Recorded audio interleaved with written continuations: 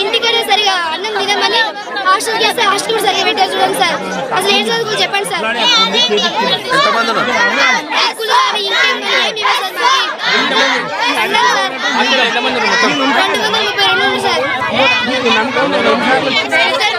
Okay sir.